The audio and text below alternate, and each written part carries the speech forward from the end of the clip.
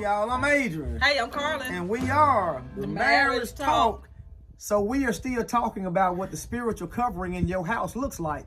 What does that look like, Carlin? It looks like I should be able to go to you for prayer. Mm-hmm. It looks like I should be able to go to you for a word of encouragement, and that you ought to be able to give me something spiritual, something uplifting, and something from that's based on the Word of God.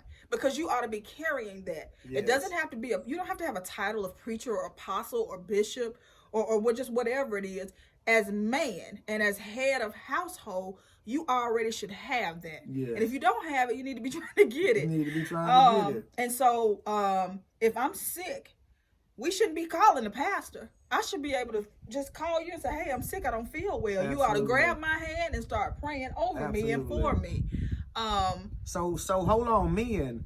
One thing that the covering of your household, one thing that your wife needs to be able to see, or that your family needs to be able to see, is that you are a praying man. That's so right. You can't just go and be a husband or a father or a parent and be the spiritual leader in your house if you're not able to pray. That's right. And if you are not able to pray, my question is, why are you not praying, and who are you praying to? If you're not praying to God or Jesus Christ, then who are you praying to? That would be my next question. That's a good question. And so as the spiritual leader, that is one way that you are covering your household. You ought to be covering your household physically.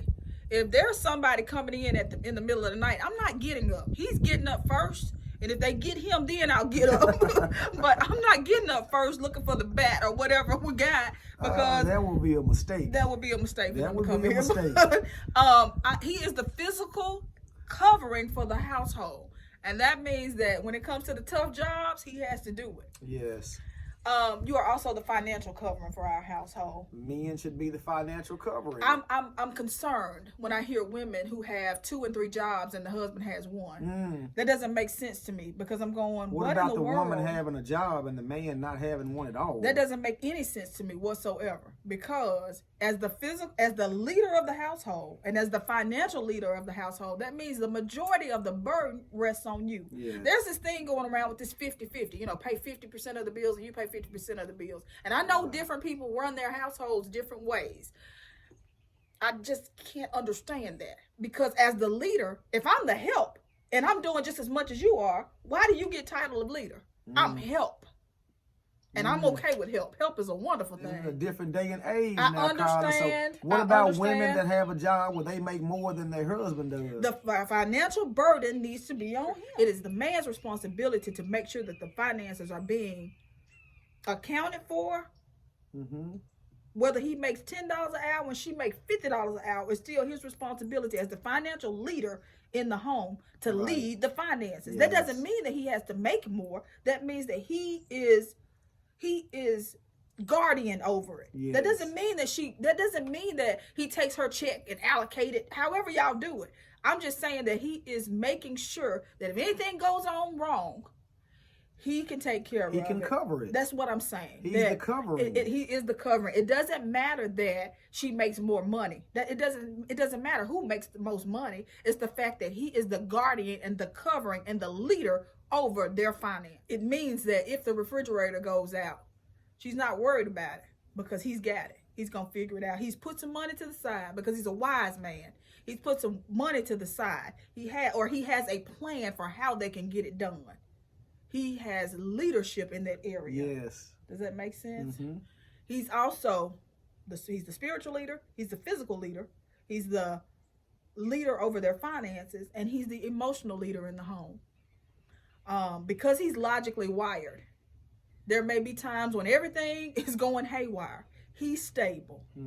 That doesn't mean that he can't show emotion. That doesn't mean that he doesn't have some emotions running through him at all. But they can look to him, his wife and his children can look to him as a steady rock.